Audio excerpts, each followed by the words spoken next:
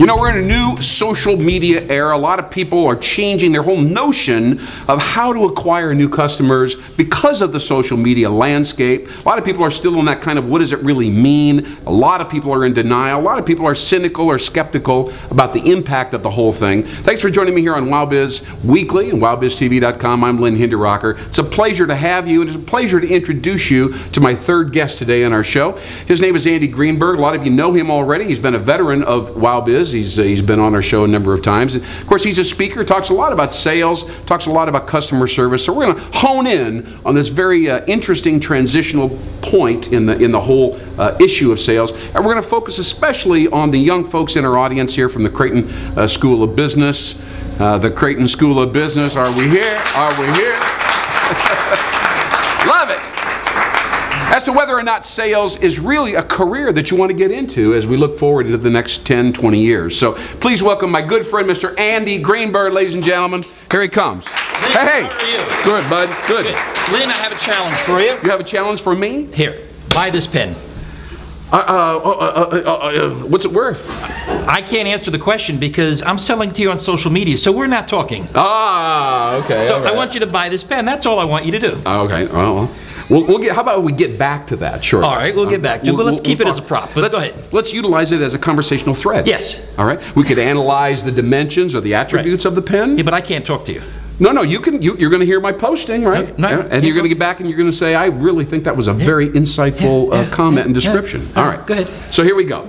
I get a phone call from somebody here in the Omaha area, business community, guy I know, and he's almost as experienced, almost as good as you. Okay. And he says, Lynn, I'm really struggling. He says, I've been a salesperson for 40 years or so. I've done well, but he says, I can't get anybody under 35 to answer my phone calls. I make cold calls, we do all these things, you know, I meet people and network and so on. I'm trying to follow up with the business cards, and I can't get an appointment. I can't get to these folks.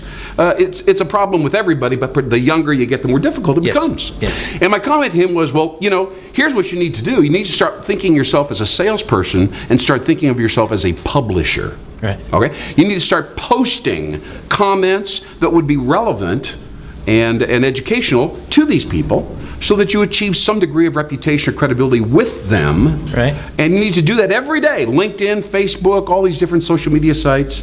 And eventually you'll begin to attract them instead of you intruding on their lifestyle and pushing yourself. And he said, Lynn, I love you, but goodbye. And he hung up. He didn't like the advice at all. Right. So what do you think about all this? Is being a salesperson more difficult today than it used to be, or easier, you know? Right. Both. Selling is going through a transition.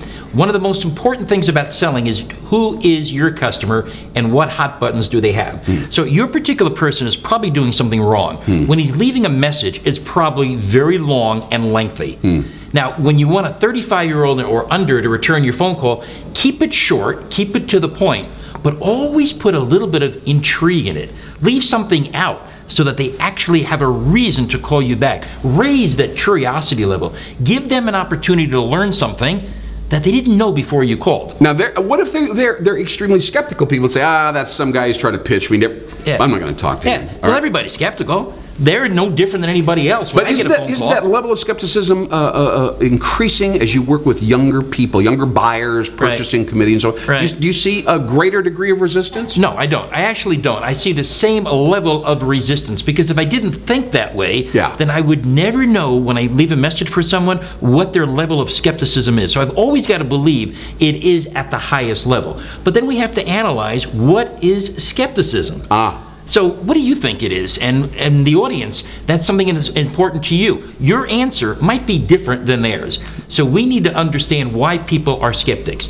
The answer is because everything that they've purchased without having someone talk to them might not have worked for them. They have fear. They have fear. Yes. Okay, what they really need is reinforcement. And the other thing is, people today don't like to be influenced. Yes. So the moment they hear that's what I'm getting at right here. That's they think there's an influence factor. Right. But it goes back to the definition of selling. Yeah. What is selling?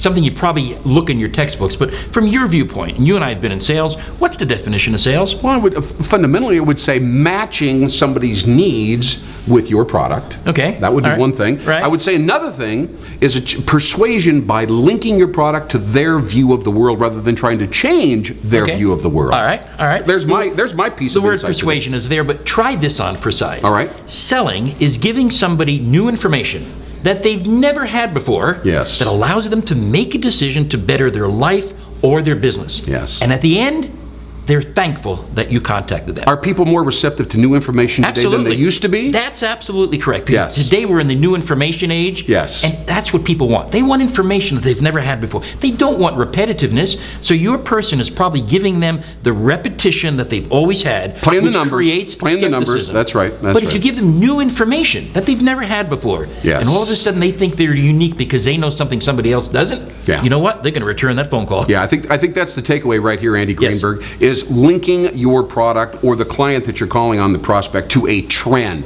People Right. are fascinated Right. about how things are changing. Exactly. Because we all want to be relevant. Yes. And we're all deeply afraid of becoming Yes. irrelevant. Yes. So there's our WOWBIZ piece of Yes. insight today. Can I add one more thing? Of course you The reason can. why people love text messaging and they look at it because they don't want to be left out. Yes. They don't want to miss anything. That's why we always look at our cell phones. We don't want to miss anything.